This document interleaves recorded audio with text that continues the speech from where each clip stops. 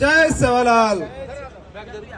ఈరోజు ఇందిరా పార్క్ ధర్నా చౌక్ లో లంబాడి హక్కుల పోరాట సమితి ఆధ్వర్యంలో మరి కాంగ్రెస్ పార్టీ అధికారంలోకి రాకముందు ఏదైతే చేవేలలో చేసినటువంటి బహిరంగ సభలో ఎస్సీ ఎస్టీ డిక్లరేషన్ పేరు మీద మరి కాంగ్రెస్ పార్టీ అధికారంలోకి వస్తే ఎస్సీలకు ఎస్టీలకు ఏ విధమైనటువంటి కార్యక్రమాలు పథకాలు తీసుకుంటామని చెప్పి ఆ రోజున ఏఐసిసి ప్రెసిడెంట్ గారు, అదేవిధంగా ఇప్పుడున్నటువంటి ముఖ్యమంత్రి గారు, అదేవిధంగా మంత్రివర్గం మొత్తం కూడా ఆ రోజున హామీలు ఇవ్వడం జరిగింది. 12 హామీలను ఏదైతే ఎస్టీలకు ఇచ్చినదో మరి ఇంతవరకు కూడా ఒక్కడి కూడా అమలు కాకపోవడం చాలా బాధాకరం.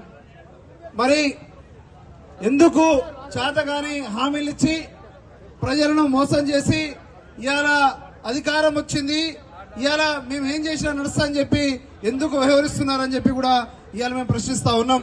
ఖచ్చితంగా ఇవాళ 2.5 సంవత్సరాలు అయినా కానీ కనీసము మీరిచ్చినటువంటి వాగ్దానాలని అమలు చేయకుండా హామీలు అనవసరంగా ఇచ్చి ప్రజలను మోసం చేయడం జరిగింది.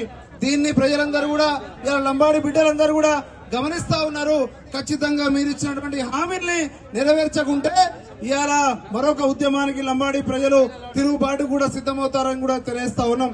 అదేవిధంగా ఏదైతే 12% రిజర్వేషన్ పెంచుతామని, అదేవిధంగా ప్రభుత్వ కాంట్రాక్ట్లలో 12% ఇవాళ ఎస్టీలకు ఇస్తామని చెప్పి, అదేవిధంగా సేవలాల్ కార్పొరేషన్ కావచ్చు, కొమరంభీం కార్పొరేషన్ కావచ్చు, ఏకలవ్య కార్పొరేషన్ ఏర్పాటు చేసి ఇవాళ ఈ యొక్క గిరిజన బిడ్డలకి లంబాడి బిడ్డలకు మంచి చేయడానికి కోసం ఇవాళ మేము కృషి చేస్తామని చెప్పినటువంటి మాట ఇంతవరకు కూడా నెరవేర్చకపోవడం చాలా బాధాకరం.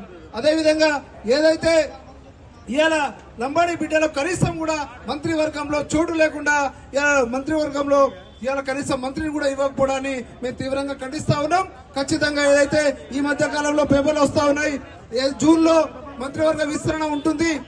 ఖచ్చితంగా 100% లంబాడి బిడ్డలకు మంత్రివర్గంలో స్థానం ఇచ్చేంత వరకు కొట్లాడతామని తెలియజేస్తూ ఈ యొక్క కార్యక్రమానికి విజయవంతం చేసినందుకు